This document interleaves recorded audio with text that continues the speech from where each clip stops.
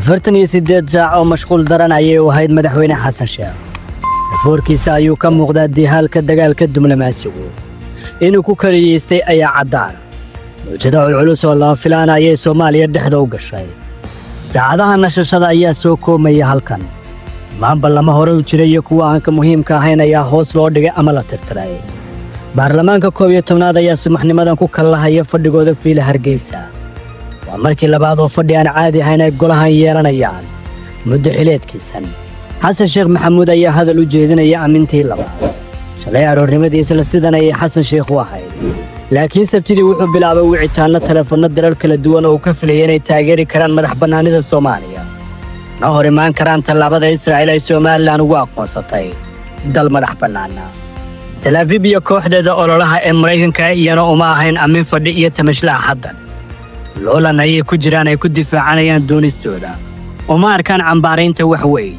ficilladooda bahalnimo ee Gaza ilaa dunida carabta ayay hore u kari weyday waxna uga qaadi weyday dhaleecayntu. waxayna u tahay wax caadiya oo ay la qabsadeen. laakiin Soomaaliya tani waa u hiil weyn in dal cambaarayn diro. jabintan waxaynu ku eegaynaa 4 qodob oo madaxweyne xasan sheekh qaaday. 4 saaka laga sugayo inuu ku dhawaaqo. iyo hadalka hogaamiye qaran laga sugi karo. maxaa ka soo baxay telefoonadii la isdhaafsaday? sida ay sheegayaan saraakiisha madaxtooyadu, madaxweynaha ayaa wicitaanadiisa ka bilaabay sabtidii inuu helo ballamaha madaxda gobolka. madaxtooyadu waxay shaacisay in xasan sheekh telefoon ku helay madaxda Geelle, Museveniga Uganda, Saamiya Suluhuga dhawaan ku soo baxday doorashadii ku daatay oo Tanzania, iyo William Ruto. isla dowladda federaalku waxay sheegtay inay taageeraan mowqifkooda oo ay ka soo horjeesteen damaca Israa'iil. dalalkan qaarkood waxay xiriir togan la leeyihiin diblomaasiyadda Israa'iil, mana soo qorin dhankooda inay aqbaleen mowqifka dowladdu ay ka codsatay. madaxweynuhu sidoo kale wuxuu la hareeray hogaamiyaasha gobolka qaarkood, kuwaas oo faahfaahin badan laga bixin waxyaabaha wadahadalka telefoon. dowladda federaalku si la mid ah dalalka kale ma aysan shaacin. madaxweynaha ayaa la hadlay amiirka dalka Qatar oo dalkiisu bilo ka hor la kulmay weerar toos oo Israa'iil ay ku beegsatay qalbiga magaalada Dooxa, looguna gudbay shir maalin iyo cambaarayn dunida islaamku ay jeediyeen. labada dhinac waxay isla cambaarayeen ficilka Israa'iil, waxaana Qatar sheegtay inay garab taagan tahay madax bannaanida dad iyo dhuleed ee Jamhuuriyadda Soomaaliya. geesku ma firfircoona. geeska Afrika marka laga hadlayo ama dalalka jaarka la Soomaaliya, Djibouti oo kaliya ayaa si shacsan mowqifkeeda ugu baahisay wasaaraddeeda arrimaha dibadda. Soomaaliya waxay codsatay fadhi degdeg oo ay yeeshaan hogaamiyaasha ururka bulshada bariga Afrika, jaamacadda carabta ilaa midowga Afrika. ha yeeshee saacadaha hore ee Isniinta ayaa jawaab celinta la sugayaa, iyo weliba ay soo baxayaan inay jiraan saangurasho. xogo hordhaca oo laga helayo xarunta diblomaasiyadda midowga Afrika ee Addis Ababa ayaa sheegaya in Itoobiya ay ku amartay diblomaasiyiinteedu inaysan ka hadli karin arrimaha ka soo cusboonaaday dariskeeda, alhaana aqoonsiga ay Somaliland ka heshay dhinaca Israa'iil, kaasoo si weyn ay u diideen dalal badan loona cambaareeyey. Janaayo 2024 Abiy ayaa la saxiixay Somaliland heshiis afgarad oo ilaa maanta si cad looga laaban. kaliyana xiriirka labada dal ayaa dib loogu soo ceshay baaqi Ankara oo isna aan weli la fulinaa. qaar ka mid ah dalalka carabta, dalka midowga Yurub ee Soomaaliya, Serbiya, Iiraan iyo Pakistan ayaa ilaa hadda si cad u muujiyay dareenkooda. wasaaradahooda arrimaha dibadda ayaa mowqifkooda ku dhawaaqay, laakiin dalalka ay dowladdu sheegtay inay la qaateen xadgudubka Israa'iil uu sharci darro yahay ma jira mid si cad dhankiisa u shaaciyey, taasoo weli tallaabada ka dhigaysa mid dhanka Soomaaliya uun ka timid. Iiraan oo dagaal kala dhexeeya Israa'iil mar kalena cabsi laga qabo inay fooda istiraan, waxay sheegteen muslimiinta looga baahan yahay midow ballaaran oo Israa'iil kala qaymin iyo ka dhaantaal ay ka shaqaynayso. 3 dal ayaa weli la siiyey. Soomaaliya amintii tallaabadan ay soo baxdayba dalalka Sacuudiga, Turkiga iyo Masar ayaa la siiyey inay xambaari karaan aragtideeda oo ay qayb ka noqonayaan loolanka looga hortagayo damaca Israa'iil ee Somaliland ay ku aqoonsatay. inkastoo Sacuudigu markii hore uusan ahayn mid firfircoon, haddana tallaabada ayaa ka dhigaysa in iyada laftirkeeda halista ugu weyn ay wajahayso. dalalkani waxa ay isku mar u bilaabeen dadaalkooda. 3 aag ayaa la kala qaatay. Masar ayaa wajahday dalalka Yurub iyo dalalka ay xiriirka la leedahay.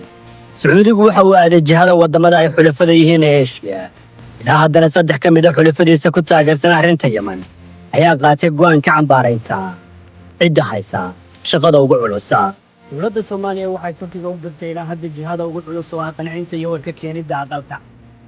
iskaashiga xubno wargal Ankara ayaa xalayba ku sifaysay tallaabada Israa'iil inay tahay mid khatar amni leh waxaana tallaabada markiiba ku raacay Sacuudiga iyo Masar oo taaysan halista amni ay ku leedahay dalalkooda haddii Israa'iil ay saldhigata barta agaarka kaabiga ku haya badda Cas halkan in la qanciyo Trump waa aag ugu xasaasan maadaama isku xiranka Syria ilaa Gaza Turkigu ay qayb ka ahaayeen saaxiibtinimada shakhsi ee ka dhaxaysa 70 jirada talada labada dal Erdogan iyo Trump waxa uu doonayaa inuu hadda mowqifka Trump haddii taasi ay dhacdo wax badan ayaa iska dhimaya damaca Israa'iil iyo aqoonsiga Somaliland afar madaxweyne qaran maanta khudbadiisa baarlamaanka laga sugayay madaxweyne xasan sheekh afar laataki saac ee ugu dambeeyay alla soo dhaafaya dheeraad ka dhacdadan jir diblomaasiyadda ayuu si weyn xoog loo saaray maalan mira dhalaaya sida ay qabaan dadka arrintan darsay ayaa sheekh khudbadiisa saacada kadib ee baarlamaanka tobnaad oo ah mid aan caadi ahayn eegi doona sida uu afar arrimoodba diiradda u saaray inuu ku dhawaaqo asalka waxyaabaha lagu kala si duwan yahay wadana hogaamiye bulshadiisa waqtiga aan isku tur aruuriyahayn oo ku dhawaaqa inuu xirayo galalka halistan abuuray in talada dalku aysan kaligiisaan una baahan yahay garab istaag ana Soomaali isku duubnaan kaga hortagi karaan faragelinta dibadda ee Israa'iil ay sida cad ugu dhaqaan sadde inuu xataa sheego in dadka Soomaaliland aan la wada saari karin tallaabo qaadka xukuumi ayana ka samaysa bulshada oo bilay ugu dambeeyay la kulantay ficil aad u fogeynay iyo qodobka afraad waa joojinta dhammaan go'aanada loo arkay inay abuurayaan kala tag hor oo laga hagaasha dhaqaale ka samaynta iyo dowladnimada oo la koob asoo laamisay inay halis cusub abuurayso ugu dambeyn iyo waa lagu dagaalamay sida aanu shaayba yoga ayaa meesha ugu xasaasan ee lagu dagaalamay cid kasta mowqifkeeda ayaa la ogaan doonaa fadhigan caadiga ahna golaha ammaanka qaramada midoobay